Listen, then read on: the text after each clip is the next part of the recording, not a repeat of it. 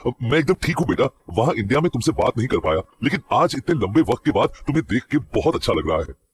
मुझे भी uncle. In fact I missed you a lot. दादाजी के बाद मेरा आपके सिवाय और है ही कौन। खैर बताइए, इन लोगों का प्लान क्या है? इनका सिर्फ एक ही प्लान है ओम, और वो तुम्हें बड़े अच्छे से पता है। ओम और वर्मा की मुलाकात के बाद वो सारी गाड़ियां एक के बाद एक चलना शुरू हो गईं। अंकल सब कुछ रेडी है ना? हाँ बेटा, सब कुछ रेडी है, सिर्फ तुम्हारे ही आने का इंतजार कर रहा था। कुछ देर सफर करने के बाद ओम की कार एक शानदार सी बिल्डिंग के नीचे जाकर रुकी। 150 माले की वो बिल्डिंग शानदार ब्लैक कलर के चमचमाते हुए कांच से बनी हुई थी। बड़े बड़े अक्षरों में उस पर JS टावर लिखा हुआ था। ओम और वर्मा उस बिल्डिंग के अंदर चले गए। लिफ्ट में घुसने के साथ ही उनके बॉडीगार्ड ने 139 फ्लोर का बटन दबा दिया। पूरा वक्त लिफ्ट में ना ओम ने कोई बात की, ना ही वर्मा ने। जैसे ही लिफ्ट 139 फ्लोर पर पहुंची, ओम और वर्मा दनदनाते हुए लिफ्ट से बाहर निकल गए और कॉन्फ्रेंस रूम की ओर बढ़ने लगे। ओम और वर्मा ने एक दूसरे को एक लुक दिया और अंदर चले गए। उस कॉन्फ्रेंस रूम की टेबल के चारों तरफ मौजूद 12 बिजनेसमैन खड़े हो गए। सभी एक एक करके उनसे हाथ मिलाने लगे। Very good evening to you mister Om. Nice to meet you. Good evening mister Verma. Good evening gentleman. क्या अब हम शुरू करें? ओम के इतना कहते ही सभी ने अपनी अपनी कुर्सी पकड़ ली। तभी उन 12 बिजनेसमैन में से एक ने खड़े होकर बातचीत शुरू की। मिस्टर ओम, हम हमारे बिजनेस को पहले से कई गुना बड़ा करना चाहते हैं। हम सिर्फ यूरोप में ही नहीं बल्कि पूरे वर्ल्ड में हमारे एम्पायर को बढ़ाना चाहते हैं। कम से कम 150 न्यू ब्रांचेस खुलेंगे। सो हमारी कंपनी का मानना है कि हम आपकी कंपनी के साथ हाथ मिलाकर ये अचीवमेंट कर सकते हैं। So we want your company support. अपने सामने मौजूद उस व्यक्ति के इतना कहने के बाद ओम ने भी अपनी कुर्सी छोड़ दी। Well I would love to do business with you, लेकिन मेरे कुछ सवाल हैं। Please continue. मैं ये पूछना चाहता हूँ कि आपकी कंपनी के पास मिस्टर अमर सिंह शेखावत की कंपनी के कितने परसेंट एसेट्स हैं? ओम के इतना कहते ही उसके सामने खड़ा हुआ आदमी एक टुक ओम को देखने लगा। Well, we acquire a large percentage of stocks from Mr. Amar Singh Shekhawat Company. और तो और यूरोप में हमारी कंपनी ही अमर सिंह के कंपनी की एक लौती केयरटेकर और इन्वेस्टर है। एनीवेज, डील के बाद आप रूल करने के लिए हमसे कितनी कंट्रीज चाहते हैं? उस आदमी के इतना कहते ही ओम ने उसकी आंखों में आंखें डालकर देखा। I want the control on each and every branch of your company in Europe. उसके बाद मुझे यूरोप में अमर सिंह शेखावत की कंपनी पर पूरा कंट्रोल मिल जाएगा। उसकी बात सुनकर वहां मौजूद पूरे 12 लोग ओम की ओर घूर घूर कर देखने लगे। उन्हें इस बात पर विश्वास नहीं हो रहा था कि ओम यूरोप में फैली उनकी पूरी कंपनी को खरीदना चाहता था, वो भी सिर्फ इसीलिए ताकि वो यूरोप में बसी अमर सिंह शेखावत की कंपनी की सारी ब्रांचेस पर अपना कब्जा जमा सके। Well, आपको ऐसा नहीं लगता कि इसके लिए आपके बहुत पैसे खर्च हो जाएंगे mister Om? I'm ready to give you whatever amount you want. मैं बस आपका यूरोप एम्पायर खरीदना चाहता हूँ ताकि मैं सब चीजों पर कंट्रोल पा सकूं। ओम के इतना कहते ही उस आदमी ने कॉन्फ्रेंस रूम में बैठे सभी लोगों की तरफ देखा और उनकी सहमति का इंतजार करने लगा। जैसे ही उसे अपने बोर्ड मेंबर्स की परमिशन मिली, उसने अपना हाथ ओम के आगे बढ़ा दिया। डील, आज के बाद से यूरोप में फैली हुई हमारी पूरी कंपनी आपकी। Congratulations. Thank you so much. Om ने डील करने के बाद उस आदमी से इतना कहा और वर्मा को लेकर कॉन्फ्रेंस रूम से बाहर निकलने लगा। तुझे मैंने सड़क पर लाकर नहीं छोड़ा ना, तो मेरा नाम भी ओम सिंह शेखावत नहीं। वहीं दूसरी ओर काव्या उस पूरे आइलैंड पर बसे उस विला को देख रही थी। क्या फायदा इतनी लग्जरी का जब मुझे यहाँ पर अकेले ही मरना है। कितना बेहुदा आदमी है ये। अगर मुझे किसी ने कुछ कर दिया तो? लेकिन कोई मुझे कुछ कैसे करेगा? यहाँ तो दूर दूर तक सिवाय पानी के और कुछ नहीं है। इतना कहने के साथ ही काव्या उस विला के अंदर जाने लगी। अंदर जाते ही काव्या ने अपना पर्स निकालकर बेड पर रखा और खुद भी एक झटके के साथ उसी बेड पर बैठ गई। इतने लंबे सफर के बाद उसे बहुत ही आराम की जरूरत थी, इसीलिए उस बेड पर लेटते ही काव्या को बहुत राहत मिली। वो जैसे ही बेड पर बैठकर अपनी सैंडल निकालने लगी, उसके फोन पर किसी का कॉल आने लगा। काव्या ने तुरंत अपना फोन हाथ में लिया। कॉल उसके डैड देवेंद्र बख्शी का था। इसके पहले कि वो कॉल उठाने का मन बनाती, काव्या के मन में सबसे पहला ख्याल ओम का आया। तुम मेरे सिवाय किसी का भी कॉल नहीं उठाओगी। उसके बारे में सोचते ही काव्या ने तुरंत अपना फोन दोबारा बेड पर रख दिया। कुछ देर तक रिंग होने के बाद कॉल अपने आप कट गया। काव्या तुरंत अपनी दूसरी सैंडल निकालने लगी, लेकिन तभी उसका फोन दोबारा बजने लगा। फिर देवेंद्र बख्शी के कॉल्स एक के बाद एक नॉन स्टॉप आने लगे। डैड मुझे बार बार कॉल क्यों कर रहे हैं? कहीं कुछ गड़बड़ तो नहीं? या अगर उन्हें मेरी वाकई कोई जरूरत हुई तो? ओम ने भी मुझे किसी का कॉल अटेंड करने से मना किया है। ओह गॉड, मैं कॉल उठाऊं या नहीं? काव्या अपने हाथों में फोन लिए एक बहुत ही बड़े कंफ्यूजन में फंस चुकी थी। उसके लिए फोन उठाना भी गलत था और ना उठाना भी। उसे समझ नहीं आ रहा था कि वो क्या करे। तभी काव्या ने अपना मन बना ही लिया। Hello dad. मेरी बच्ची कैसी है तू? कब से कॉल कर रहा हूँ, मेरा फोन क्यों नहीं उठाती? तू ठीक तो है ना? मेरे पास इन सब बातों के लिए वक्त नहीं है डैड। अगर आपको मुझसे कुछ काम है तो बोलिए। बेटा तू ऐसे बात क्यों कर रही है? मुझे तेरी बहुत चिंता है, तेरी जान खतरे में है। देखिए डैड, मुझे आपसे कोई बात नहीं करनी, तो प्लीज अगर कुछ वाकई में बहुत इंपॉर्टेंट है तो मुझसे कहिए, otherwise I am disconnecting the call. Kavya तुम्हारी जान सच में खतरे में है। मुझे पता है कि तुम इस वक्त ओम के साथ हो और वो तुम्हें किसी ऐसी जगह लेकर गया है जहाँ कोई भी तुम्हारे पास नहीं पहुंच सकता। अपने डैड की बात सुनकर काव्या शॉक्ड रह गई। ये बात तो सिर्फ ओम और काव्या ही जानते थे कि ओम उसे एक सीक्रेट जगह पर लेकर आया था। एक सेकेंड, आपको कैसे पता चला कि मैं ओम के साथ हूँ, और वो भी अकेले? तू मेरी बेटी है काव्या, तेरा ध्यान रखना मेरा फर्ज है। अभी के लिए तेरा सिर्फ इतना जानना जरूरी है कि तेरी जान को खतरा है। ओम तुझे वहां सिर्फ और सिर्फ जान से मारने के लिए लेकर गया है। अपने डैड की बात सुनकर काव्या की आंखें फटी की फटी रह गई। आखिर ओम उसके साथ ऐसा कैसे कर सकता है? वो बेहद डर गई, लेकिन वो अपना डर अपने डैड को नहीं दिखा सकती थी। ये सब कुछ बकवास है डैड। वो भला मुझे क्यों मारना चाहेगा? अभी तुम ये सब बातें नहीं समझोगी काव्या। मुझे बस इतना पता है कि ओम आज ही तुम्हें मार देगा। अगर मुझे पता होता कि तुम कहाँ हो तो मैं अपनी बच्ची को बचाने के लिए अभी के अभी आ जाता। काव्या, मैं तुझे खोना नहीं चाहता। मुझे पता तू कहाँ है, मैं अभी आ रहा हूँ। अपने डैड के सवाल को सुनकर काव्या की धड़कन अचानक से रुक गई। उसे तुरंत ओम के वो शब्द याद आने लगे जिसमें उसने काव्या से किसी से बात नहीं करने को कहा था। वहीं दूसरी ओर उसके डैड उसका एड्रेस पूछ रहे थे। काव्या के दिमाग में ये बात कहीं ना कहीं घूम रही थी कि शायद उसके डैड उसे झूठ बोलकर धोखा दे रहे हैं, लेकिन फिर भी उसे ओम पर पूरा भरोसा नहीं था। देखिए डैड, आई एम सॉरी, लेकिन मैं आपको नहीं बता सकती कि मैं कहाँ पर हूँ। जैसा आप कह रहे हैं वैसा कुछ नहीं है। I am totally safe. Kavya, तुम्हें मेरी बात का विश्वास करना ही होगा। मुझे पता है कि ओम अभी तुम्हारे पास नहीं है, लेकिन उसके आते ही वो तुम्हारी जिंदगी तुमसे छीन लेगा। काव्या, प्लीज मुझे अपना एड्रेस बताओ। तुम इस वक्त कहाँ हो, किस जगह पर हो? मैं उनके आने के पहले ही तुम्हें बचा लूंगा मेरी बच्ची। काव्या के डैड ने कॉल पर उसे इतना कहा ही था कि तभी काव्या को हेलीकॉप्टर की आवाज आने लगी। काव्या ने तुरंत खिड़की में से झांक कर देखा तो ओम का हेलीकॉप्टर उस आइलैंड के नजदीक आ रहा था। शाम के अंधेरे में भी काव्या को उसका हेलीकॉप्टर देखने के लिए ज्यादा मेहनत नहीं करनी पड़ी। कुछ ही सेकंड्स में ओम का हेलीकॉप्टर विला के सामने बने हेलीपैड पर लैंड किया। ओम को अंदर आता देख काव्या अपने इर्द गिर्द कुछ ढूंढने लगी। वो पूरे रूम की पैनी नजरों से तलाशी ले रही थी। कुछ नजर नहीं आने पर काव्या दौड़कर किचन में गई। वहां जाते ही उसकी नजर किचन के बीचों बीच बने प्लेटफॉर्म पर चली गई, जहां छोटे से लेकर बड़े चाकुओं का एक सेट रखा हुआ था। काव्या ने सबसे छोटा चाकू निकाल लिया। काव्या, ये क्या कर रही हो? ओम की आवाज सुनते ही काव्या के हाथ ठंडे पड़ गए। उसने अपने आप को वहीं रोक लिया। ओम की ओर अपनी पीठ होने के कारण ओम को नजर नहीं आ रहा था कि काव्या के हाथ में क्या है। काव्या ने धीरे से अपने हाथ में मौजूद उस चाकू को अपने जंपसूट के पॉकेट में डाल लिया। कुछ नहीं, बस भूख लग रही थी तो खाने के लिए कुछ ढूंढ रही थी। कम से कम कुछ खाने के लिए तो रखना चाहिए था ना, या वो भी खुद से ही बनाकर खाना जरूरी है। काव्या ऐसे बिहेव कर रही थी मानो कुछ हुआ ही ना हो। उसने वक्त रहते अपने आप को संभाल लिया था। वो सब तो ठीक है, लेकिन तुम्हें इतना पसीना क्यों आ रहा है? तबीयत खराब है क्या? नहीं, तबीयत तो ठीक है। मुझे भला क्या होगा? वो तो मैं बस अकेली थी तो मुझे थोड़ा डर लग रहा था। अच्छा ओके, एक बार चेक कर लेना खाने को कुछ है या नहीं, और अगर नहीं है तो अपने लिए कुछ बनाकर खा लेना। लेकिन मुझे गलती से भी डिस्टर्ब मत करना, मुझे आज एक जरूरी काम निपटाना है। इतना कहने के साथ ही ओम बेडरूम में चला गया। ओम को देखकर ये बात साफ मालूम पड़ रही थी कि वो उस वक्त बहुत गुस्से में था। जाने के उसका मूड बहुत खराब था। उसके वहां से जाते ही काव्या ने एक गहरी सांस ली और खुद को संभालने लगी। जरूरी काम मतलब? अब इससे यहाँ पर क्या काम हो सकता है? कहीं डैड सही तो नहीं कह रहे? वाकई में मुझे ये मानना तो नहीं चाहता। यहाँ से भागकर निकलना भी नामुमकिन है। अब मैं क्या करूं? काव्या, काव्या! काव्या की सांस उसके काबू में नहीं थी। वो ओम से बचने का रास्ता निकालने की कोशिश कर रही थी, लेकिन उसे कुछ नजर नहीं आया। वो चाहकर भी उससे दूर नहीं जा सकती थी। ओम की आवाज ने अचानक काव्या का ध्यान तोड़ा। वो आवाज बेडरूम से आ रही थी। ओम आवाज देकर काव्या को अपने पास बुला रहा था। अपना नाम सुनकर काव्या बहुत घबरा गई। उसके पास सिचुएशन को फेस करने के अलावा और कोई चारा नहीं था। आखिरकार उसने बेडरूम की ओर बढ़ने का फैसला किया।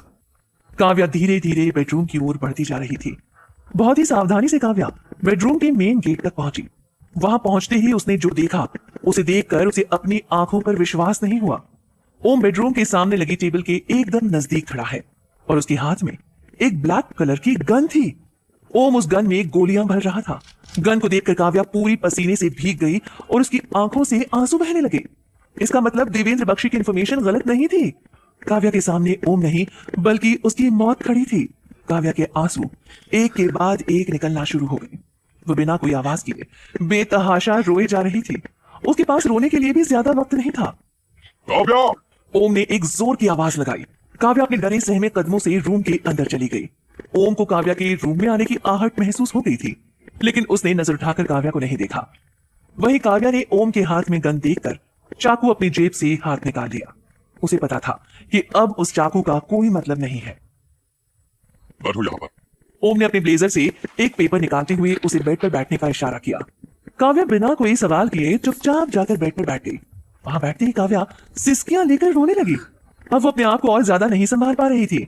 उसकी रोने की आवाज सुनकर ओम का ध्यान टूटा और उसने अपनी नजर अपने हाथ में मौजूद उस पेपर से हटाकर काव्या पर डाली। इसके पहले कि ओम कुछ कहता, काव्या तुरंत अपनी जगह से खड़ी हो गई। देखो, मुझे नहीं पता कि तुम मुझसे क्या चाहते हो। मेरा ना ही तुमसे कोई लेना देना था और ना ही है, लेकिन अगर मुझे मारना ही तुम्हारा मकसद का एक हिस्सा है तो मुझे मार दो। तुम बहुत रूड हो, तुम में बात करने की तमीज नहीं है, लेकिन मैंने ऐसा कभी नहीं सोचा था कि तुम मुझे मारने की प्लानिंग करोगे। इतना कहने के साथ ही काव्या ने अपनी आंखें बंद कर ली और ओम की गोली चलाने का इंतजार करने लगी। अगले ही सेकंड काव्या को महसूस हुआ कि उसके सर पर कोई मेटल की चीज आकर टिक चुकी है। वो कुछ और नहीं बल्कि ओम की गन थी। काव्या अब सिर्फ गोली चलने का इंतजार कर रही थी। अपनी आंखें खोलो। काव्या ने ओम की आवाज सुनी लेकिन उसकी कही बात को नहीं माना। काव्या, मैंने कहा अपनी आंखें खोलो। ओम के दोबारा कहने पर काव्या ने धीरे धीरे अपनी दोनों आंखों को खोला। ओम ने अपनी गन काव्या के सिर पर टिकाई हुई थी। काव्या ने देखा कि वो उसकी आंखों में आंखें डालकर उसे बड़े ही आश्चर्य से देख रहा था। हो गई तुम्हारी बकवास। हाँ, मैं इससे ज्यादा तुम्हारी इन बचकानी हरकतों को नहीं झेल सकता हूँ। और तुमसे बड़ी बेवकूफ लड़की मैंने आज तक नहीं देखी। अगर तुम्हें मारना ही होता ना तो मैं तुम्हें इतनी दूर लाने की तकलीफ क्यों करता। तुम्हें यहाँ किसी काम से बुलाया है, इसलिए जो मैं कह रहा हूँ उसे चुपचाप सुनो। काव्या को डांटने के बाद ओम ने अपनी गन टेबल पर रखी और अपने हाथ में मौजूद उन पेपर्स को दोबारा देखने लगा। कितनी बड़ी डफर हूं मैं, अपने डैड की बातों में आ गई। उन्होंने इस बार भी मुझे मैनिपुलेट करने की कोशिश की। इसमें भी जरूर उनका कोई फायदा ही होगा। तुम्हें पता है ये जो कागज मैंने अपने हाथों में लिया है ये क्या है? काव्या ने ओम की बात का कोई जवाब नहीं दिया। वो सिर्फ ओम की ओर भीगी हुई पलकों से देखती रही। यह है तुम्हारा डेथ सर्टिफिकेट जो तुम्हारे डैड ने बनवाया है। ओम ने अपने हाथ में मौजूद वो कागज काव्या के हाथों में थमा दिया। जैसे ही काव्या ने उस कागज को पढ़ा उसके पैरों तले जमीन खिसक गई। वाकई में वो डेथ सर्टिफिकेट काव्या बख्शी के नाम पर था। अपने ही नाम का डेथ सर्टिफिकेट देखकर काव्या को बहुत धक्का लगा। उसने कभी नहीं सोचा था कि उसके डैड उसे जीते जी मार देंगे।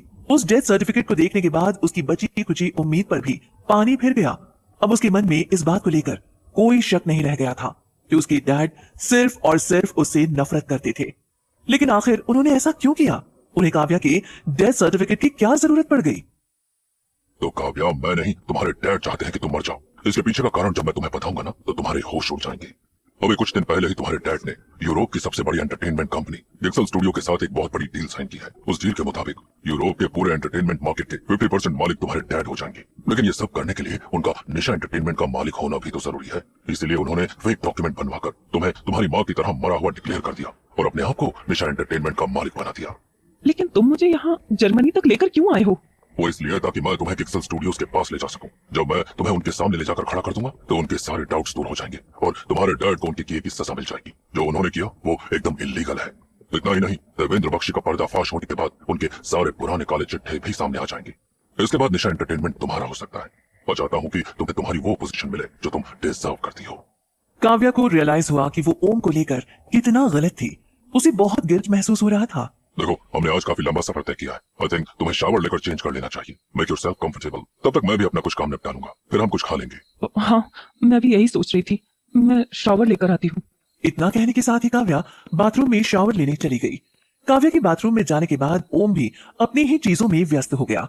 ओम अपने आने वाले दिनों की प्लानिंग कर रहा था। देखते ही देखते 20 मिनट कब गुजर गए पता ही नहीं चला। अपना काम खत्म करते ही ओम ने जैसे ही अपनी शर्ट के 2 बटन खोले उसकी नजर बाथरूम के गेट पर पड़ी। काव्या उसके सामने मरून कलर का बाथरूम पहने बाथरूम के गेट पर खड़ी थी। ओम ने देखा कि काव्या की स्किन अब भी गीली थी। उसके बालों से रस कर पानी अब भी उसके चेहरे के किनारे से होकर उसकी गर्दन पर उतर रहा था। उसकी परफेक्ट फिगर पर वो बाथरूम बहुत सूट कर रहा था। Please don't mind. काव्या की बात के जवाब में ओम ने अपनी आंखें उस पर से हटा ली और अपने शर्ट का एक और बटन खोलने लगा। तुम किचन में चलकर खाने का कुछ अरेंजमेंट देखो, मैं बस चेंज करके अभी आता हूँ। ओम के इतना कहते ही काव्या किचन में चली गई। काव्या के जाने के बाद भी ओम की आंखों में काव्या के अलावा और कुछ नहीं घूम रहा था।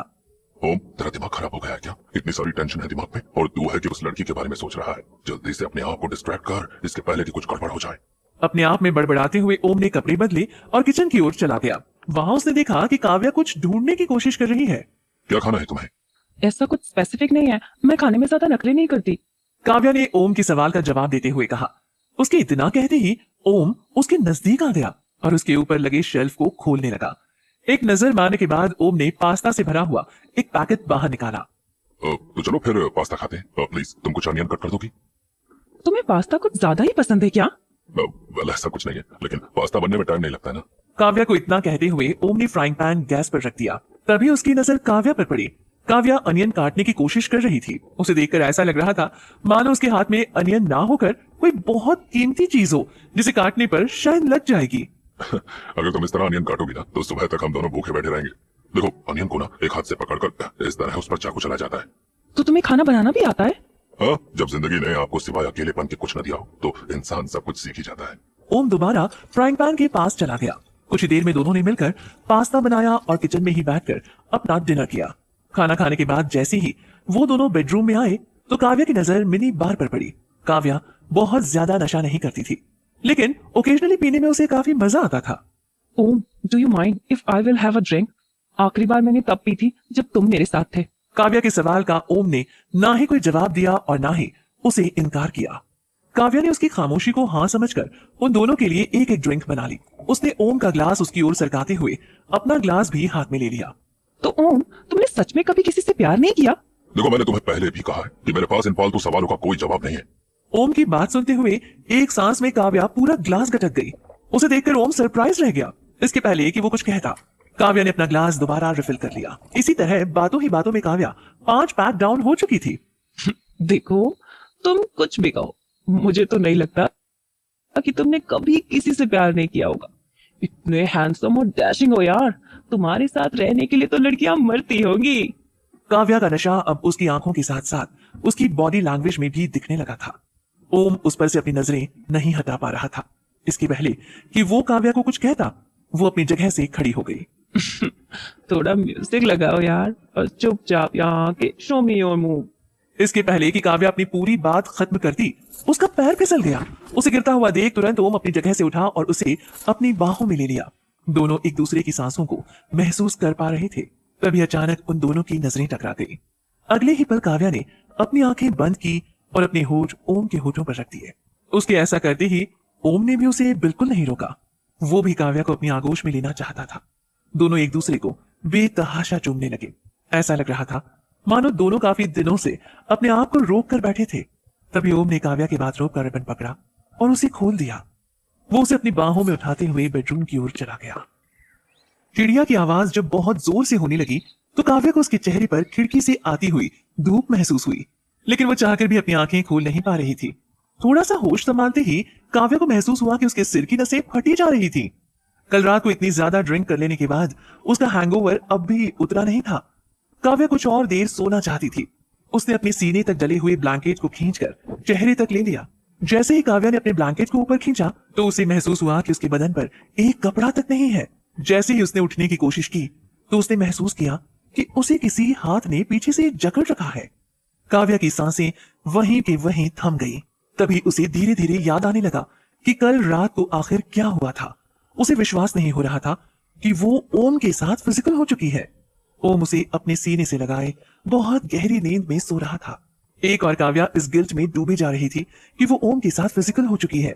वहीं दूसरी ओर उसे एक अजीब सी खुशी महसूस हो रही थी। उसे लग रहा था मानो उसकी बहुत पुरानी कोई इच्छा पूरी हो गई हो। काव्या तुम मुझे शायद अच्छी लगने लगी हो, लेकिन पता नहीं तुम मेरे बारे में क्या सोचती हो। ओम नींद में काव्या के कान पर अपने होठ रखकर बड़बड़ाए जा रहा था। ओम के इतना कहते ही काव्या की आंखें अपने आप बंद हो गई। इस वक्त काव्या का उससे अलग होना बहुत जरूरी था। उसने जैसे तैसे अपने आप को ओम से अलग किया और बेड से बाहर निकलते हुए कपड़े पहनने लगी। तभी उसके रूम के विंडो पर एक जोर की आवाज आई जिसने तुरंत उसका ध्यान खींच लिया। उसने देखा तो वहां पर कोई नहीं था।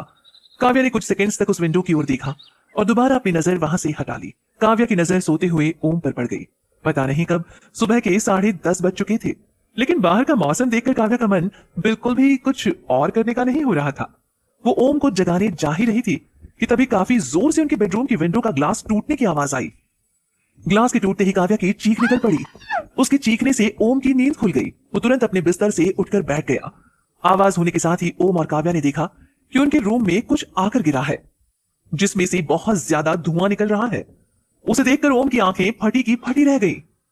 काव्या, काव्या जल्दी से इस रूम से बाहर निकलो, यह पॉइजनस गैस बम है, वी आर अंडर अटैक। इतना कहने के साथ ही ओम ने अपने चेहरे पर कपड़ा रखा और अपने कपड़े, गन और फोन लेकर तुरंत उस कमरे से बाहर हो गया।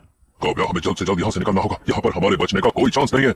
इतना कहने के साथ ही ओम काव्या का हाथ पकड़कर वहां से निकल ही रहा था कि तभी उसके कदम अपने आप रुक गए। एक मिनट काव्या, क्या तुमने मेरे अलावा किसी और से भी बात की? किसी से भी? क्योंकि बिना मेरे इन्फॉर्मेशन के किसी का भी यहाँ पर आना इम्पॉसिबल है। क्या तुमने किसी को हमारा एड्रेस बताया?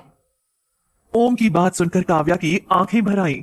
ओम काव्या का जवाब समझ गया। उसने काव्या पर गुस्सा किए बिना तुरंत कपड़े पहने और उसे लेकर वहां से बाहर निकलने लगा। बाहर निकलने के साथ उसने देखा कि पूरे रास्ते को गुंडों ने घेरा हुआ था। ओम की नजर सामने खड़े हेलीकॉप्टर पर पड़ी। वो हेलीकॉप्टर तक पहुंचने के रास्ते को फिगर आउट कर रहा था। वहीं काव्या को कुछ समझ नहीं आ रहा था कि वहां पर चल क्या रहा है। वो बहुत ज्यादा घबरा गई। उसके आंसू रुकने का नाम नहीं ले रहे थे, क्योंकि ये सब आखिर उसकी गलती थी। काव्या, जब मैं कहूँ सिर्फ मेरे पीछे पीछे हेलीकॉप्टर तक भागना शुरू करना, गलती से भी मत रुकना, चाहे मैं रहूं या ना रहूं। ओम की आवाज सुनकर काव्या का गला और भी भर आया। वो सोचने लगी कि उसी की गलती के कारण आज ओम की भी जान खतरे में पड़ चुकी है। इसके पहले कि वो ओम को कुछ कहती, ओम ने अपने पास ही में रखी सोल्जर की आर्टिफिशियल स्टैचू पर लगे मेटल शील्ड को निकाला और काव्या का हाथ पकड़ते हुए दौड़ने लगा। बाहर निकलते ही उसने वहां मौजूद गुंडों पर गोली चलाना शुरू किया। काव्या ओम के पीछे पीछे दौड़ लगा रही थी। उसने इस तरह का माहौल आज के पहले कभी नहीं देखा था। जैसे ही काव्या की नजर अपने आसपास पड़ी, उसे सिवाय लाशों के ढेर के और कुछ नजर नहीं आ रहा था। हेलीकॉप्टर पर पहुंचने के साथ में ओम ने तुरंत गेट खोला और जैसे तैसे गुंडों से बचते हुए काव्या को अंदर बैठाया और फिर खुद भी अंदर जाकर बैठ गया। उसने देखा कि हेलीकॉप्टर में पायलट पहले से मौजूद था। Come on, move fast, we are running out of time. Pilot को कमांड देने के साथ ही ओम ने हेलीकॉप्टर का गेट लगाया। अंदर बैठे ही ओम ने देखा कि पायलट हेलीकॉप्टर को शुरू करने के बजाय उसकी ओर देखकर मुस्कुरा रहा था। ओम समझ चुका था कि वो पायलट भी उन्हीं गुंडों में से एक था। इसके पहले कि पायलट कुछ करता, ओम ने तुरंत उसकी कनपट्टी पर गन रखी और एक के बाद एक 3 फायर कर दिए। ओम उस पायलट की खोपड़ी के चिथड़े उड़ा चुका था। ओम ने उसकी कॉलर पकड़कर उसे हेलीकॉप्टर से नीचे गिरा दिया और खुद ड्राइविंग सीट पर जाकर बैठ गया। लेकिन तब तक गुंडे ओम के हेलीकॉप्टर को घेर चुके थे। उन दोनों पर गोलियों से लगातार हमला हो रहा था। काव्या देखो, तुम्हारी सीट के पीछे 4 पैराशूट पड़े होंगे, चेक देम फर्स्ट। ओम को पता था कि हमले के कारण उसका हेलीकॉप्टर ज्यादा दूर तक नहीं उड़ सकता, इसलिए उसे बैकअप की जरूरत थी। काव्या ने ठीक वैसा ही किया जैसा ओम ने कहा। वो पीछे की ओर मुड़कर हेलीकॉप्टर में पैराशूट को चेक करने लगी। नहीं ओम, यहाँ पर कुछ भी नहीं है। काव्या, तुम्हें तैरना आता है क्या?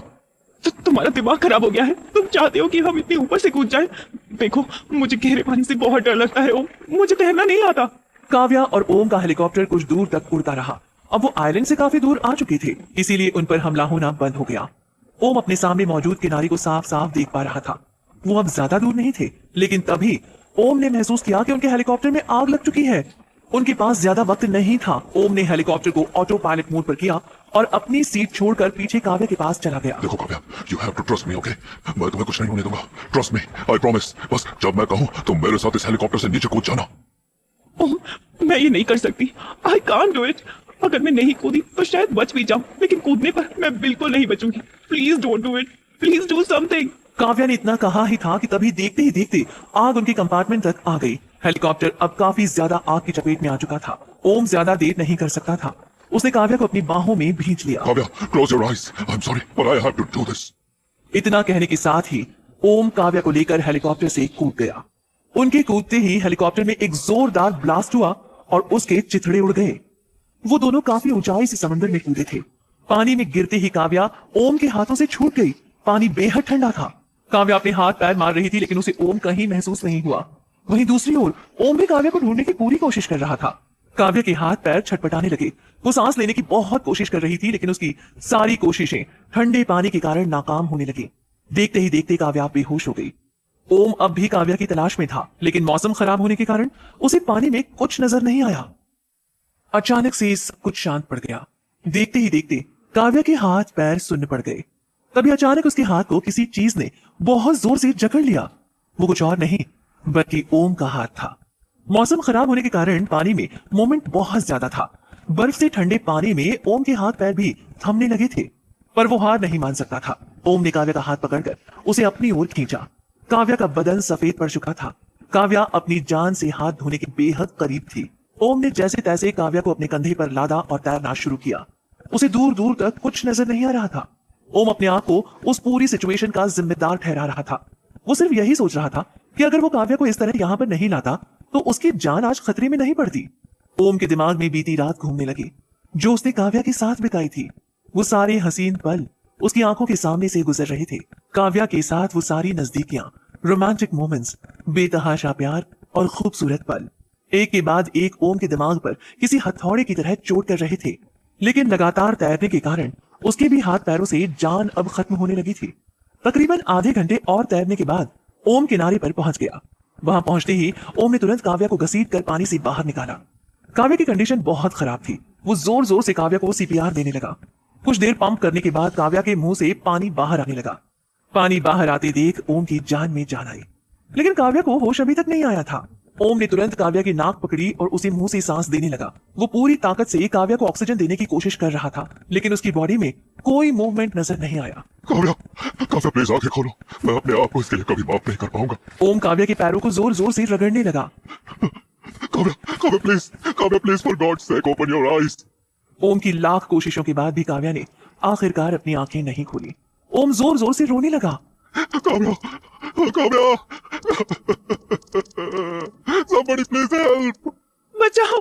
काव्या को एक झटके के साथ होश आया। होश आते ही काव्या ने देखा कि वो किसी अस्पताल के बेड पर है और उसके हाथ में ड्रिप लगी हुई है। अपने आप को इस हालत में देखने के बाद उसकी नजर ओम पर पड़ी। काव्या ने तुरंत ओम के गाल पर एक थप्पड़ जड़ दिया। थप्पड़ पड़ते ही ओम तुरंत अपनी जगह से खड़ा हो गया। मैंने कहा था ना कि मुझे तैरना नहीं आता, अगर मैं मर जाती तो। इतना कहने के साथ ही काव्या बच्चों की तरह रोने लगी। उसे इस तरह देखकर ओम के चेहरे पर मुस्कान आ गई और उसने काव्या को अपने सीने से लगा लिया। काव्या ने भी ओम को अपनी बाहों में भींच लिया। इस बार उन दोनों के मिलने में एक अलग ही बात थी। वहीं एक शख्स काव्या और ओम को उस रूम के गेट में लगे कांच से देख रहा था। काव्या को कंफर्ट करने के बाद ओम अस्पताल के उस रूम से बाहर निकला और जाकर उस शख्स के पास खड़ा हो गया। और uncle, thank you so much, आज आपने दूसरी बार मेरी जान बचाई। डॉक्टर ने कहा है कि लंग्स में पानी थोड़ा ज्यादा चला गया था। 2 दिन तक ऑब्जर्वेशन में रखने के बाद काव्या को डिस्चार्ज कर देंगे, फिर हम इसे इंडिया ले जा सकते हैं। मुझे उन दोनों के बारे में इतना कुछ नहीं पता था डैड। आपके बताने के बाद मुझे काव्या की इन सारी हरकतों के बारे में पता चला। काव्या एक के बाद एक गोली खिलाई जा रही है। वो अपने ब्रेकअप के लिए तुम्हें जिम्मेदार ठहराती है, लेकिन बिल्कुल भी सच नहीं है। मेरी फूल सी बच्ची को बेवजह बदनाम किया हुआ है। वो तो अच्छा हुआ कि काव्या की जगह तुम्हारी शादी ध्रुव से हो गई है। अगर वो ध्रुव से वाकई प्यार करती तो उसे छोड़ने के बाद तुरंत उसके भाई ओम के पास नहीं जाती। ऐसी लड़की को आखिर कौन पसंद करेगा। सुबह के 10 बज चुके थे। देवेंद्र नैनिका और मोनिका के साथ बैठकर पेपर पढ़ते हुए बात कर रहे थे। तभी नैनिका की नजर घर के मेन गेट पर पड़ी। काव्या बहुत ही गुस्से में चलती हुई उन तीनों की तरफ आ रही थी। उसे देखकर लग रहा था मानो बहुत बीमार हो। पहले के मुकाबले उसके चेहरे पर हल्की सी सूजन थी, साथ ही उसकी आंखों में काफी नमी नजर आ रही थी। डैड, काव्या! नैनिका की आवाज सुनकर देवेंद्र बख्शी का ध्यान टूटा और वो न्यूज़पेपर से नजर हटाकर सामने देखने लगा। काव्या दंदनाती हुई आई और देवेंद्र बख्शी के सामने आकर खड़ी हो गई। विश्वास नहीं होता कि आप इस कदर गिर जाएंगे। इतना ही नीच ख्याल आपके मन में था तो इतना ड्रामा करने की क्या जरूरत थी। ये काम तो आप सीधे तरीके से भी कर सकते थे। कहना क्या चाहती हो तुम? वाओ डैड वाओ, जान करके अनजान बनना कोई आपसे सीखे। आप बहुत अच्छे से जानते हैं कि मैं किस बारे में बात कर रही हूँ। अपनी ही बेटी के साथ इतनी घटिया हरकत करने से पहले आपको जरा भी शर्म नहीं आई? अपनी जबान संभाल के काव्या, जो भी कहना चाहती हो सीधे सीधे कहो। मैं ये बात जानती हूँ डैड कि मुझ पर और ओम पर जर्मनी में वो हमला आपने ही करवाया था। काव्या की बात सुनकर देवेंद्र बख्शी ने अपनी बेटी से नजरें चुरा ली। वो जानता था कि इस बात पर बहस करने का कोई मतलब नहीं है। काव्या सारा सच जान चुकी थी। क्या हुआ डैड, कुछ बोलते क्यों नहीं? हाँ, मैंने ही करवाया था वो हमला। वो सारे गुंडे मेरे ही आदमी थे। मैंने तुझे पहले भी समझाया था कि ओम से शादी करने के सपने मत देख। ओम की मौत ही अब इन सारी परेशानियों से छुटकारा पाने का इकलौता रास्ता थी। मैं अपनी बेटी को इस तरह किसी गलत इंसान के हाथ नहीं देख सकता। आपकी हिम्मत की दाद देनी पड़ेगी डैड। अब भी आप टस से मस नहीं हो रहे। आपने वो गुंडे सिर्फ ओम को मारने के लिए ही नहीं बल्कि उसके साथ मुझे भी मारने के लिए भिजवाए थे। तुम मेरी बात को समझती क्यों नहीं काव्या? समझने के लिए रह क्या गया है डैड? आपको क्या लगता है मैं आपके सच के बारे में कुछ नहीं जानती? आगे की बात सुनते ही कुछ पल के लिए देवेंद्र वहीं का वहीं ठहर गया।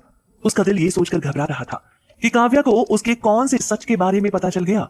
इसके पहले कि वो कुछ कहता, काव्या ने उसका सारा भ्रम दूर कर दिया। मैं ये बात जान चुकी हूँ डैड कि आज भी कंपनी की असली मालकिन मैं ही हूँ और मेरी शादी होते ही पूरा निशा एंटरटेनमेंट मेरे नाम पर हो जाएगा। इसीलिए आप नहीं चाहते कि मैं ओम से शादी करूं और इसीलिए आप ओम की जिंदगी को खत्म कर देना चाहते हैं। काव्या की बात सुनकर मानो देवेंद्र बख्शी के पैरों तले जमीन खिसक गई। उसे समझ नहीं आया कि काव्या को ये बात पता कैसे चली। और जहां तक बात मुझे मारने की है तो लीजिए, मार दीजिए, मैं आपके सामने खड़ी हूँ। कोई फिजूल की मेहनत करने की जरूरत नहीं है आपको। मुझे भी वैसे ही मार दीजिए जैसे मेरी माँ को मारा था, वो भी मोनिका एक बार डांसर के लिए। काव्या की बात सुनते ही मोनिका के ऊपर जैसे कोई बिजली गिर गई। अपने बारे में ऐसी बात सुनकर उसका मन तो किया कि वो काव्या के टुकड़े टुकड़े कर दे। मोनिका अपने पास के बारे में कभी बात करना पसंद नहीं करती थी। उसे नहीं पता था कि काव्या गुस्से में सब कुछ इतनी आसानी से कह देगी। नैनिका का भी खून खौल गया था, लेकिन वो काव्या को कुछ कहने की हिम्मत नहीं कर पाई। वहीं काव्या की इस बात से देवेंद्र बख्शी अब अपने गुस्से पर से काबू खो चुका था। उसके हिसाब से काव्या अपनी सारी सीमाएं लांघ चुकी थी। देवेंद्र तेजी से काव्या की ओर बढ़ा और अपना हाथ उसे थप्पड़ मारने के लिए बढ़ा दिया। बदतमीज, तेरी इतनी मजाल कि तू मोनिका के बारे में इस तरह बात करेगी, मैं तेरी जुबान खींच लूंगा। देवेंद्र काव्या को तमाचा जड़ने ही वाला था कि तभी काव्या ने उसका हाथ पकड़ लिया। उसके हाथ की पकड़ आज इतनी मजबूत थी कि देवेंद्र अपने हाथ को आगे नहीं बढ़ा पाया। उसके हाथ को रोकते ही काव्या ने एक झटके से उस हाथ को नीचे की ओर झटक दिया। अब अगर आपको ऐसा लगता है कि मैं आपका थप्पड़ खा लूंगी तो आप बहुत बड़ी गलतफहमी में हैं। एक बिल्ली भी 7 घर छोड़ देती है डैड, लेकिन आप। ध्रुव को मैंने नहीं छीना तुझसे। बहुत अच्छा हुआ कि वो तेरी जिंदगी से चला गया। उसके जाते ही तेरे सारे रंग सामने आ गए। प्यार, मोहब्बत सब अपनी जगह, लेकिन जब बात जीवन साथी चुनने की आई तो हमेशा एक अच्छे घर के लड़के की चॉइस एक संस्कारी और डिसेंट लड़का ही होती है, जैसे कि हमारी नैनिका। तेरी जैसी कैरेक्टरलेस लड़की नहीं। अपने डैड के मुंह से खुद को लेकर ऐसी बातें सुनते ही काव्या की आंखें भर आईं। उसने कभी नहीं सोचा था कि उसके डैड उससे इतने निचले स्तर पर बात करेंगे, लेकिन आज काव्या कुछ और ही मूड में थी। कैरेक्टरलेस जैसी बात आप तो कीजिए ही मत। मेरी माँ भी बहुत अपर क्लास थी, लेकिन आपने क्या किया, जाकर उठा लाए किसी और को। इसीलिए कैरेक्टर जैसा शब्द आपके मुंह से बिल्कुल सूट नहीं करता। आखिर किया ही क्या है आपने मॉम के गुजरने के बाद। अपने बाप के होते हुए भी मैं अनाथों की तरह किसी अनजान जगह पर पड़ी रही। अगर ओम नहीं होता तो मेरी आंखों के सामने आपका सच कभी नहीं आता। मुझे कभी पता नहीं चलता कि आप कितने गिरे हुए हैं। काव्या की बात सुनकर देवेंद्र बख्शी सुन रह गया। उसे काव्या का पलड़ा भारी होता नजर आ रहा था। वो किसी भी कीमत पर अपनी प्रॉपर्टी को छोड़ना नहीं चाहता था। तभी देवेंद्र बख्शी ने अपनी अगली चाल सोच ली। देवेंद्र को उस सच का खुलासा करना पड़ा जिसे उसके अलावा और कोई नहीं जानता था। काव्या, तुम अभी पूरा सच नहीं जानती हो, मानो या ना मानो, लेकिन सच तो यह है कि शादी के बाद भी निशा एंटरटेनमेंट तुम्हारा नहीं होगा। उसकी भी कुछ शर्तें हैं। तुम सिर्फ आधा सच जानती हो। देवेंद्र बख्शी की बात ने काव्या को सोचने पर मजबूर कर दिया। कुछ पल के लिए काव्या अपने आप में खो गई। देखो काव्या, अगर तुम चाहो तो मैं तुम्हारी अपनी पूरी बात ऑन पेपर दिखा सकता हूँ। बात दरअसल यह है कि तुम्हारी माँ को मुझ पर पूरा भरोसा नहीं था, इसलिए तुम्हारी माँ ने एक चाल चली। तुम्हारी शादी होने के बाद तुम्हें हमारी कंपनी के 50% शेयर्स मिलेंगे, लेकिन बचे हुए 50% शेयर्स तुम्हें कब मिलेंगे, जब तुम अपने पहले बच्चे को जन्म दोगी। अपने डैड की बात सुनकर काव्या मानो किसी मूर्ति में बदल गई। उसे अपने डैड की बात पर इस बार भी भरोसा नहीं हो रहा था, लेकिन देवेंद्र बख्शी ने इस बार काव्या को पूरा सच ऑन पेपर दिखाने का दावा किया था, इसलिए वो चाहकर भी अपने डैड की बात को झुठला नहीं सकती थी। तुमने एक बार भी सोचने की कोशिश की है कि अचानक से ओम को तुम में इतना इंटरेस्ट क्यों आने लगा है? काव्या, उसे तुमसे कोई मतलब नहीं है। तुम खुद सोचो, इतना बड़ा बिजनेसमैन आखिर मुंबई आकर तुम्हारे पीछे ही पड़ेगा? क्या उसके पास लड़कियों की कमी है? वो चाहे तो हर रोज एक नई लड़की अपने बिस्तर पे ला सकता है। उसका तुम्हारे साथ रहने का सिर्फ एक ही मकसद है, और वो है पैसा। ओम जैसा शातिर और समझदार बिजनेसमैन सिर्फ पैसे के लिए काम करता है। उसका प्लान सक्सेसफुल हो जाए फिर उसे तुम्हारी क्या जरूरत? क्या पता कौन सा दिन तुम्हारी जिंदगी का आखिरी दिन हो। मैं तो सिर्फ अपनी बच्ची को बचा रहा था। तुम खुद सोचो, मैं तुम्हें क्यों मारूंगा? तुम्हें मारने पर तो पूरा निशा एंटरटेनमेंट ट्रस्ट के नाम पर हो जाएगा। इसलिए एक बार ठंडे दिमाग से सोच लो, अभी भी वक्त है। देवेंद्र बख्शी की बातें सुनकर काव्या एक गहरी सोच में डूब गई। वो सिर्फ और सिर्फ देवेंद्र बख्शी की बातों को नकारना चाहती थी, लेकिन उसे कोई रास्ता नजर नहीं आ रहा था। Sorry dad, but I can't believe you. मैं नहीं मानती कि ओम मेरे साथ सिर्फ पैसों के लिए है। अगर ऐसा कुछ होता तो अब तक मैं उस बात को साफ साफ देख पाती। इसीलिए आप मेरी चिंता करना छोड़ दीजिए। मुझे जो करना होगा मैं खुद कर लूंगी। लेकिन हाँ, ये बात याद रखना, आपकी एक गलती और निशा एंटरटेनमेंट एक झटके में आपकी मुट्ठी से गायब। अब फैसला आपका है। इतना कहने के साथ ही काव्या दंदनाती हुई देवेंद्र बख्शी के घर से बाहर निकल गई। काव्या के वहां से निकलते ही उस पूरे कमरे में ऐसा सन्नाटा पसर गया। देवेंद्र, मोनिका और नैनिका एकदम शांत खड़े हुए थे। उन तीनों की शक्ल देखने लायक थी। लग रहा था काव्या ने उन तीनों को अंदर ही तोड़ दिया था। तभी अचानक देवेंद्र बख्शी के एक जोरदार धमाके ने उस पूरे सन्नाटे को तोड़ दिया। अब तुम दोनों देखना मेरा प्लान कैसे काम करता है। उसके इतना कहते ही तुरंत मोनिका ने अपने 2 कदम देवेंद्र की ओर बढ़ा दिए। देवेंद्र, क्या ये बात वाकई में सच है? कि काव्या को 50% प्रॉपर्टी अपने पहले बच्चे को जन्म देने के बाद मिलेगी। हाँ, एकदम सच है मेरी जान। तो फिर आपने अब तक इतनी बड़ी बात हमसे छुपाकर क्यों रखी थी डैड? क्योंकि ये मेरा आखिरी दावा था बेटा। अब तुम देखना, सब कुछ वैसा ही होता जाएगा जैसा मैं चाहता हूँ। आखिर तुम्हारे दिमाग में चल क्या रहा है? तुमने इतना बड़ा सच काव्या के आगे बोल दिया, अब अगर उसने ओम से शादी कर ली तो हमारे हाथ से सब कुछ चला जाएगा। तो कर लेने दो शादी। अगर वाकई काव्या में इतनी हिम्मत है तो कर लेने दो उसे शादी। लेकिन असल बात तो यह है कि ऐसा कुछ नहीं होगा। मोनिका, मैं अपनी बेटी को बहुत अच्छे से जानता हूँ। उसने अपनी जिंदगी में हर वो काम किया है जिसे लेकर मैं उसे मना करता था। वो मुझे बर्बाद करने के लिए किसी भी हद तक जा सकती है, लेकिन इस बार काव्या जिस कंफ्यूजन में फंसी है उसके निकलते निकलते पूरा खेल ही खत्म हो जाएगा। मैं कुछ समझी नहीं, आप किस बारे में बात कर रहे हैं? बात यह है कि मैंने अभी अभी काव्या के दिमाग में एक ऐसा शक का बीज बोया है जिससे वो किसी भी चीज के लायक नहीं रहेगी। काव्या हमें यह दिखाने की कोशिश कर रही है कि उसे हमारी इस बात से कोई फर्क नहीं पड़ता। उसे अब ओम धोखेबाज ही नजर आएगा। एक बार काव्या का ओम पर से विश्वास उठा और तब जाकर शुरू होगा हमारा असली खेल। असली खेल से आपका क्या मतलब है डैड? अब हमें काव्या के लिए एक अच्छा सा लड़का ढूंढना है बस, ताकि हम हमारी प्यारी बिटिया की हमारी मर्जी के लड़के से शादी कर सके। देवेंद्र की बात सुनते ही नैनिका और मोनिका के चेहरे का रंग उड़ गया। उन्हें देखकर ये बात साफ नजर आ रही थी कि वो देवेंद्र की बात से बहुत कंफ्यूज हैं। क्या हुआ, दिमाग घूम गया? कोई बात नहीं, मैं तुम्हें समझाता हूँ। ये बात तो तय है कि जो भी काव्या से शादी करेगा उसकी सारी प्रॉपर्टी का बेनिफिट उसे ही मिलेगा। अब क्योंकि काव्या ओम से नफरत करने लगेगी तो हमें उसके लिए सिर्फ एक सहारा ढूंढना है। हमें एक ऐसा लड़का ढूंढना है जो काव्या के बुरे वक्त में उसका सहारा बन सके। जैसे ही वो लड़का काव्या को अपने जाल में फंसा लेगा हमारी सारी प्रॉब्लम्स खत्म हो जाएंगी। हमारा ढूंढा हुआ लड़का हमारे बताए हुए रास्ते पर चलेगा। उसे सिर्फ काव्या का दिल जीतकर उससे शादी करनी होगी। उसके बाद जैसे ही काव्या की मौत, उसकी सारी प्रॉपर्टी हमारे दामाद के नाम पर हो जाएगी। देवेंद्र की बात सुनकर मोनिका के चेहरे पर एक शातिर सी मुस्कान चमक उठी। अगर ऐसा है तो मेरी नजर में कोई है। आखिर ये लोग अपने आप को समझते क्या हैं? अब तक तो मैंने इन्हें कुछ नहीं कहा, लेकिन अब मैं बताती हूँ कि धोखा करना क्या होता है। काव्या देवेंद्र बख्शी के घर से निकलते हुए बड़बड़ाई जा रही थी। कुछ ही देर पहले हुई उसकी फैमिली के साथ बहस ने उसका दिमाग खराब कर दिया था। वो अपने डैड के घर सिर्फ उन्हें ये बताने गई थी कि उसे अब उनकी सारी सच्चाई के बारे में पता चल गया है, लेकिन अपने घर वालों के साथ हुई बहस के बाद उसके लिए सबसे बड़ा शौक तो ये था कि शादी होते ही पूरी प्रॉपर्टी उसे एक साथ नहीं मिलेगी। अगर डैड की कही हुई बात सच है तो मैं ओम से शादी कभी नहीं करूंगी। इनफैक्ट मुझे वैसे भी उससे शादी नहीं करनी, लेकिन मैं उससे अपने इतने करीब कभी नहीं आने दूंगी कि बात शादी तक पहुंचे। ओम और मैं वैसे ही ठीक थे जैसा कि कुछ दिन पहले तक चला आ रहा था। ये सब सिर्फ एक कॉन्ट्रैक्ट है और कुछ नहीं। ये बात ना तो मुझे भूलनी चाहिए और ना ही ओम को। अगर ओम का इरादा मुझसे शादी करके मेरी प्रॉपर्टी पर कब्जा करना है तो मैं उसे ये कभी नहीं करने दूंगी। काव्या के मन में एक के बाद एक कई सवालों की लाइन लग चुकी थी। वो अपने डैड के सामने ओम को लेकर सिंपैथी तो जताकर आ गई थी, लेकिन उसका दिल अब पहले की तरह नहीं मान रहा था। तभी उसके फोन पर एक मैसेज आया। वो मैसेज ओम का था। तुम्हारे सामने एक व्हाइट कलर की रेंज रोवर खड़ी है, तुम्हारे लिए ही भेजी है। Just sit in the car. Kavya जाकर उस गाड़ी में बैठ गई। उसने देखा कि सिवाय ड्राइवर के गाड़ी में और कोई नहीं था, लेकिन अंदर घुसते ही काव्या को एक बहुत ही जानी पहचानी सी स्मेल आई। वो ओम के परफ्यूम की स्मेल थी। इसका मतलब ये है कि कुछ देर पहले तक ओम उस गाड़ी में मौजूद था। ड्राइवर, मुझे घर छोड़ दो। नहीं मैम, सर ने तो मुझे ऐसा कुछ नहीं कहा। क्या मतलब? तुम मुझे घर ड्रॉप करने नहीं आए हो? जी नहीं मैम, सर ने तो मुझे आपको उनके पास ड्रॉप करने को कहा है। वो होटल में आपका इंतजार कर रहे हैं। ओह गॉड, इसका ड्रामा कभी खत्म क्यों नहीं होता? इसे हर वक्त कुछ ना कुछ काम ही क्यों होता है? मैं इसे कोई कठपुतली दिखती हूँ कि जब इसकी मर्जी पड़े मुझे उठाकर ले जाए, फिर किसी से भी बुला ले। ड्राइवर, हमें कितनी दूर जाना है? मैम, कम से कम 20 से 25 मिनट का टाइम लगेगा। होटल यहाँ से थोड़ा दूर है। डिस्टेंस पता चलते ही काव्या ने तुरंत अपने शूज निकाल दिए और पैर ऊपर रखकर कंफर्टेबल हो गई। देखो ड्राइवर, मैं बहुत ज्यादा थक चुकी हूँ, इसलिए जब तक हम वहाँ पहुँच नहीं जाते तब तक मुझे बिल्कुल डिस्टर्ब मत करना। इतना कहने के साथ ही काव्या ने अपना सिर पीछे की ओर टिकाया और आंखें बंद कर ली। उधर ओबेरॉय होटल में चित्रा और ओम बात कर रहे थे। वहीं साथ में अमर सिंह और ध्रुव भी मौजूद थे।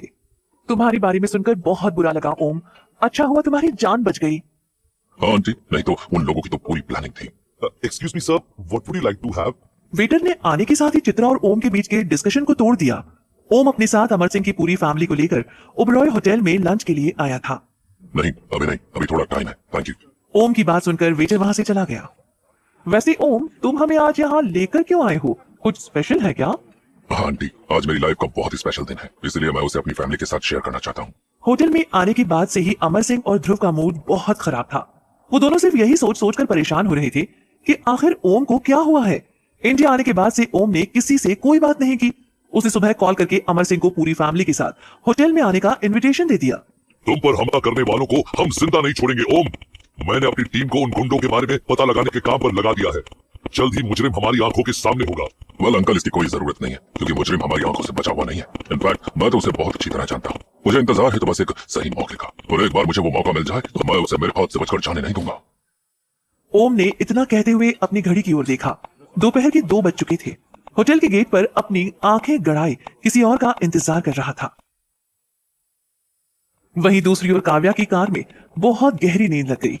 गाड़ी में 20 मिनट कैसे गुजर गए उसे पता ही नहीं चला। ब्रेक लगने के साथ ही उसकी आंखें खुली। इतनी जोर से कौन ब्रेक लगाता है ड्राइवर? गाड़ी चलाना नहीं आता क्या? ऐसा कुछ नहीं है मैम, मैंने तो बहुत आराम से ब्रेक लगाया। चुप करो, बेवजह मुझे नींद से जगा दिया। Sorry for the disturbance ma'am, पर हम होटल पहुंच चुके हैं।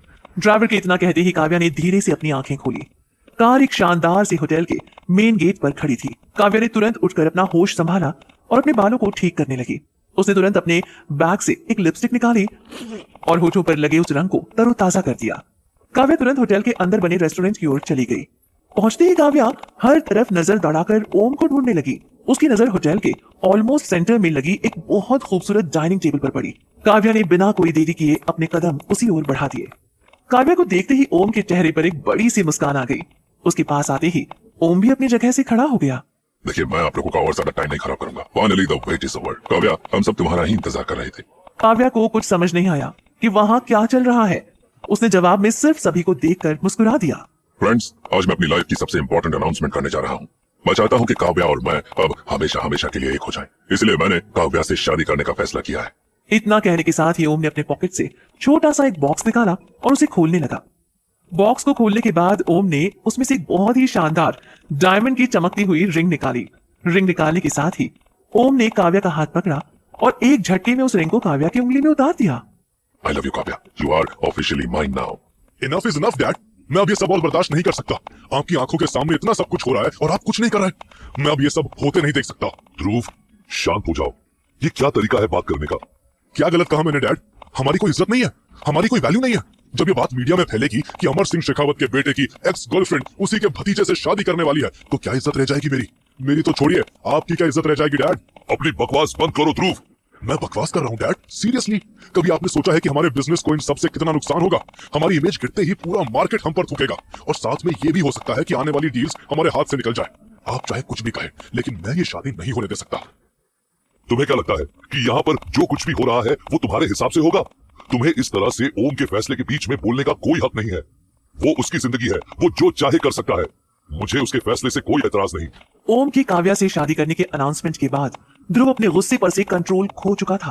वो बिल्कुल नहीं चाहता था कि उसकी एक्स गर्लफ्रेंड की शादी उसके बड़े भाई से हो, क्योंकि अगर ऐसा होगा तो उसी के घर में रहकर काव्या और ओम उसकी नाक में दम कर देंगे, जो उसे बिल्कुल भी बर्दाश्त नहीं। इतना कुछ कहने के बाद भी ध्रुव का गुस्सा अभी शांत नहीं हुआ था। और काव्या, तुमसे बड़ी बेशर्म लड़की तो मैंने आज तक नहीं देखी। मुझसे ब्रेकअप करने के तुरंत बाद तुमने ओम के साथ रिश्ता बना लिया। तुम्हें जरा भी शर्म नहीं आई? खैर, मुझे तो लगता है कि ये सब कुछ तुम्हारी प्लानिंग थी। कोई एक दिन में किसी से इस तरह कैसे प्यार कर सकता है? या हो सकता है तुमने कर भी लिया हो। तुम्हारी जैसी लड़कियों का कोई भरोसा नहीं होता। उन सभी के बीच काव्या खड़ी खड़ी वो सारी बातें सुन रही थी। उसे महसूस हो रहा था मानो एक ही पल में सारी दुनिया उसके खिलाफ खड़ी हो गई हो। ओम की रिंग पहनाते ही काव्या किसी और ही दुनिया में चली गई थी। उसने कभी नहीं सोचा था कि ओम इतनी जल्दी इतना बड़ा डिसीजन ले लेगा, वो भी उससे बिना पूछे। ओम के शादी के अनाउंसमेंट के बाद काव्या को अब उसके डैड की बात सच लगने लगी थी। तुम दोनों आखिर क्यों पब्लिक प्लेस पर झगड़कर अपनी ही इज्जत को मिट्टी में मिला रहे हो? हमें यहाँ से चलना चाहिए, बहुत हो चुका। चित्रा अमर सिंह और अपने बेटे ध्रुव को शांत करवाते हुए आगे बढ़ी। उन तीनों में बस चित्रा ही थी जिसे इतनी समझ थी कि कहां पर किस तरह से बिहेव करना है। उन दोनों को इस तरह झगड़ा करता हुआ देखकर उसने वापस घर जाना ही सबसे बेहतर ऑप्शन समझा। ओम बेटा, we are really sorry to destroy your beautiful moment. In fact हम भी बहुत खुश हैं, लेकिन आई गेस अब हमें यहाँ से निकलना चाहिए, नहीं तो फिजूल का तमाशा बनेगा। Well, it's okay, auntie. I understand. ओम ने चित्रा के सुर में सुर मिलाकर ये बात कही। उसकी माफी मांगते ही ध्रुव, अमर और चित्रा वहां से दंदनाते हुए चले गए। उन लोगों के वहां से निकलते ही ओम भी काव्या को लेकर उस होटल से बाहर हो गया। तुम्हारी हिम्मत कैसे हुई मुझसे बिना पूछे हमारी शादी की अनाउंसमेंट करने की? मेरी बात सुनो, look at me, this time I am serious. You are not allowed to do this. मेरी लाइफ है, मैं अपने तरीके से जीऊंगी। Who the hell are you to interrupt? ये सब सिर्फ एक ड्रामा है, राइट? तो फिर ये शादी कहाँ से बीच में आ गई? बड़े बड़े फंक्शंस होंगे, तुम्हारे साथ मुझे 7 फेरे लेने होंगे, तब जाकर होगी हमारी शादी। ये सब एक नाटक कैसे हो सकता है? तुमने एक बार मुझसे पूछ तो लिया होता, मैं तुमसे शादी नहीं कर सकती। No means no. होटल से बाहर निकलने के बाद काव्या कार में बैठी और ओम पर बरस पड़ी। तुम इस बात को समझ नहीं रही हो कि ये शादी हमारे लिए कितनी इंपॉर्टेंट है। You have to understand Kavya, यहाँ पर कोई मजाक नहीं हो रहा है। मैं कुछ नहीं जानता, आने वाले कुछ दिनों में हम दोनों शादी कर रहे हैं, बस। नहीं ओम, मैं ये शादी नहीं करने वाली। ओम का गुस्सा अब अपनी सारी हदें पार कर चुका था। तुम इस तरह मुझे शादी के लिए मना नहीं कर सकती काव्या। ये मत भूलो कि तुम्हारे और मेरे बीच डील साइन हुई है। मैं जो भी कर रहा हूँ हम दोनों के भले के लिए कर रहा हूँ, और अगर तुम्हें इसमें जरा सा भी एतराज है तो समझो डील कैंसिल, फिर अकेली लड़ती रहना। काव्या पर चीखने के बाद ओम लंबी सांस लेते हुए खिड़की के बाहर देखने लगा। वो अपने गुस्से को काबू में करने की कोशिश कर रहा था। वहीं काव्या अब ओम के इस बिहेवियर से तंग आ चुकी थी, मानो किसी ने उसे जेल में बंद कर रखा हो। काव्या ने एक पल के लिए अपनी आंखें बंद की और गहरी सांस लेते हुए अपना फैसला ले लिया। तो ठीक है ओम, अगर तुम यही चाहते हो तो यही सही। तुम्हारे और मेरे बीच की वो डील कैंसिल। मैं तुम्हें और बर्दाश्त नहीं कर सकती। I can't live with you anymore. Kavya के ये शब्द मानो ओम पर आग में घी की तरह काम कर रहे थे। पहले से गुस्साए ओम को काव्या की बातें सुनकर और भी ज्यादा गुस्सा आ गया। ड्राइवर, गाड़ी साइड में रोको। ओम के इतना कहते ही ड्राइवर ने गाड़ी तुरंत रोड के किनारे ले जाकर खड़ी कर दी। अगर ऐसी ही बात है ना तो ठीक है, आज से तुम्हारे और मेरे बीच कोई रिश्ता नहीं है, ना असली ना नकली। आज से तुम तुम्हारे रास्ते, मैं मेरे रास्ते, बस। बहुत हुआ अब ये सब। Now give me the ring and leave my car right now. Om की बातें सुनकर काव्या की आंखें फटी की फटी रह गई। उसे विश्वास नहीं हुआ कि ओम उससे इस तरह से बात कर रहा था। काव्या के मन में ओम को लेकर जो एक अच्छी इमेज बनी थी वो भी एक झटके में टूट गई। काव्या ने तुरंत अपनी उंगली से वो डायमंड रिंग निकालकर उस सीट पर रखते हुए कार से बाहर निकल गई। काव्या की बाहर निकलते ही ओम की कार तेजी से वहां से निकल गई। काव्या वहां खड़ी होकर ओम की कार को ठीक वैसे देख रही थी जैसे कोई टूटा हुआ तारा देखता है।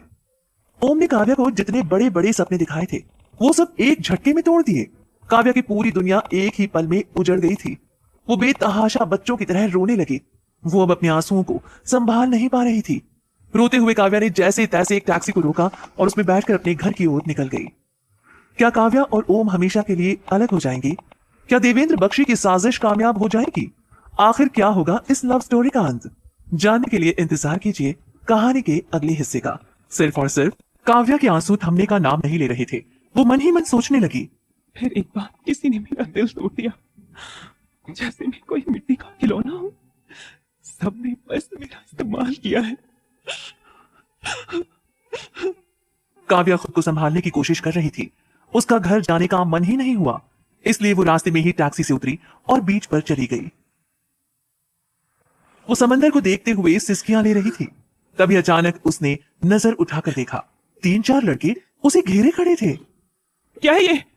जाने मन प्यार है, हम सबको अभी अभी तुमसे प्यार हो गया है। चलो ना एंजॉय करते हैं। क्या? How dare you to talk to me like this? How sweet. भाई माल तो एकदम चिकना है, मजा आएगा। उन लड़कों की ऐसी बातें सुनकर काव्या सहम सी गई। उसने इधर उधर नजर घुमाई, दूर दूर तक कोई नहीं दिखा, सिर्फ घना अंधेरा था। काव्या की तो जैसे जान ही निकल गई। वो हड़बड़ाते हुए उठी और बोली, तुम लोग निकलो यहां से। जैसे ही काव्या वहां से जाने लगी, एक लड़का उसके सामने आकर खड़ा हो गया। अरे अकेले अकेले कहाँ चली जाने मन, हम तो हैं तेरे साथ। चल मान जा, हाँ, खाली पीली भाव मत खा। वैसे भी अब तू कहाँ जाएगी? रास्ता छोड़ो मेरा। नहीं छोड़ा तो? काव्या ने गुस्से और हड़बड़ाहट में उस लड़के के गाल पर एक चांटा जड़ दिया। ये देख वो लड़का बौखला गया। उसके साथ बाकी लड़के भी काव्या की तरफ गुस्से से बढ़ने लगे। काव्या अब बहुत ज्यादा डर गई थी। वो उल्टे कदमों से पीछे की तरफ जाने लगी। आधी रात को समुद्र के किनारे दूर दूर तक कोई नजर नहीं आ रहा था। वो उन लड़कों से माफी की गुहार लगाते हुए बोली, देखिए, आई एम सॉरी, प्लीज मुझे जाने दीजिए। मैं बहुत परेशान थी, इसीलिए गुस्से में हाथ उठ गया। लेकिन वो लड़के काव्या की कोई बात सुनने को तैयार नहीं थे। ये देख काव्या जोर जोर से चिल्लाने लगी, बचाओ बचाओ, कोई है। लेकिन समंदर की लहरों के शोर में उसकी चीखें सुनने वाला कोई नहीं था। तभी अचानक काव्या का पैर गीली रेत में धंस गया और वो लड़खड़ाकर जमीन पर गिर गई। जिस लड़के को काव्या ने थप्पड़ मारा था उसके चेहरे पर एक शातिर मुस्कान आ गई और वो काव्या के बिल्कुल नजदीक पहुंच गया। काव्या अब भी अपने शरीर को घसीटते हुए पीछे की तरफ जा रही थी। आई एम सॉरी, प्लीज मुझे जाने दो। मगर मानो उस लड़के को काव्या की कोई बात सुनाई नहीं दी। उसने अपना हाथ काव्या की तरफ बढ़ाया और अपनी उंगली से काव्या के चेहरे को सहलाने लगा। काव्या भी उसका हाथ अपने चेहरे से हटा रही थी। ये देख उस लड़के ने जोर से काव्या के बाल खींचे और उसका चेहरा पीछे की तरफ धकेल दिया। अगले ही पल उस लड़के ने काव्या के शोल्डर पर अपना दूसरा हाथ रखा और एक ही झटके में उसकी ड्रेस फाड़ दी। चांद की रोशनी में काव्या का दूधिया रंग साफ दिखाई दे रहा था, जिसे देखकर बाकी लड़कों के मुंह से भी लार टपकने लगी। काव्या भी अपनी फटी ड्रेस से खुद को ढकने की नाकाम कोशिश कर रही थी। वो लड़का भी अब ज्यादा इंतजार नहीं करना चाहता था, इसलिए उसने अपने हाथ को काव्या के पैरों के ऊपर रखा और धीरे धीरे ऊपर की तरफ बढ़ाने लगा। लेकिन इससे पहले कि वो काव्या के कपड़ों को उसके शरीर से अलग कर पाता, उसे पीछे से किसी ने खींच लिया और उसके मुंह पर एक जोर का पंच मारा, जो सीधा उसकी आंख पर लगा। ये और कोई नहीं बल्कि ओम था। काव्या की नजर जैसे ही ओम पर पड़ी, हैरत से उसकी आंखें चौड़ी हो गईं। ओम की आंखों में खून खौल रहा था। वो गुस्से में लगातार उस लड़के के चेहरे पर मुक्की मारे जा रहा था। ओम को देखकर बाकी लड़के बहुत ज्यादा डर गए और दुम दबाकर वहां से भागने लगे। वो लड़का भी खुद को ओम की गिरफ्त से बचाकर वहां से भागने की कोशिश करने लगा। ये देखकर ओम ने अपनी गन निकाली और उस लड़के के ऊपर तान दी। इससे पहले कि ओम गोली चलाता, काव्या ने उसका हाथ आसमान की तरफ ऊपर कर दिया। मौका पाकर वो लड़का भी वहां से भाग गया। काव्या ने ओम को अपनी तरफ घुमाया और रुंधे गले से चिल्लाते हुए बोली, क्यों आए हो तुम यहाँ पे? मैं चाहे जीऊं मरूं, मेरा कोई रेप करे, मुझे काट कर फेंक दे, तुम्हें इससे कोई मतलब नहीं होना चाहिए। अब चले जाओ यहाँ से। अपनी बकवास बंद करो और चलो। कहीं नहीं जाने वाली मैं तुम्हारे साथ। हमारी डील खत्म हो चुकी है, अब तुम्हारी मर्जी नहीं चलेगी। तुम जाओ अपने रास्ते और मैं अपने रास्ते। काव्या गुस्से में वहां से चली गई। ओम भी उसके पीछे पीछे चलने लगा। जैसे ही वो मेन रोड तक पहुंचे, ओम ने काव्या को बाजू से खींचा और अपनी गाड़ी की तरफ ले जाने लगा। छोड़ो मुझे, नहीं जाना तुम्हारे साथ। तुम्हें अपने साथ नहीं ले जा रहा, तुम्हारे घर छोड़ दूंगा। पर मैं तुम्हारे साथ क्यों चलूं? क्योंकि तुम पागल हो और ऐसी पागल को आधी रात में मैं सड़क पर नहीं छोड़ सकता। छोड़ो मेरा हाथ, कहा ना नहीं जाना तुम्हारे साथ। ओम ने घूर कर काव्या की तरफ देखा और उसे खींचकर अपनी गाड़ी में बैठा दिया। काव्या ने अब विरोध नहीं किया। इसके बाद पूरे रास्ते में दोनों के बीच कोई बात नहीं हुई। काव्या गाड़ी से उतर गई और भारी मन से अपने कमरे में पहुंची। रह रहकर उसे ओम के साथ बिताए पल याद आ रहे थे। वो जानती थी कि ओम के साथ उसका रिश्ता बस एक डील थी, पर पता नहीं क्यों उसके दिल में एक कसक सी उठ रही थी। तभी उसका फोन बजा। स्क्रीन पर उसकी बेस्ट फ्रेंड राधिका का नाम फ्लैश हुआ। काव्या ने जैसे तैसे खुद को संभाला। हेलो राधिका, कैसी है तू? मैं एकदम ठीक हूँ और तुझसे गुस्सा हूँ, पर अभी टाइम नहीं है, इसलिए सीधे पॉइंट पर आती हूँ। ठीक 2 दिन बाद तू मेरे भाई की शादी में आ रही है और इस बार मुझे कोई बहाना नहीं चाहिए। उधर होटल में ओम एक के बाद एक शराब के ग्लास गिरक रहा था, पर फिर भी उसके मन से काव्या का ख्याल नहीं निकल रहा था। ये हो क्या रहा है मुझे? मैं उसे याद क्यों कर रहा हूँ? एक डील सी क्यों है? वो बस एक डील ही तो थी, फिर उसका ख्याल अपने दिल से क्यों नहीं निकाल पा रहा? ओम संभाल खुद को, तुझे अपने मकसद पर फोकस करना है और कुछ नहीं है तेरी जिंदगी में। काव्या का शादी में जाने का बिल्कुल मन नहीं था, पर राधिका ही तो थी जो हर सिचुएशन में उसके साथ रहती थी। लेकिन पिछले कुछ दिनों से काव्या की लाइफ में चल रही उन सारी प्रॉब्लम्स के कारण वो ठीक से राधिका को टाइम नहीं दे पा रही थी, और यही वजह थी कि राधिका उससे बहुत गुस्सा थी।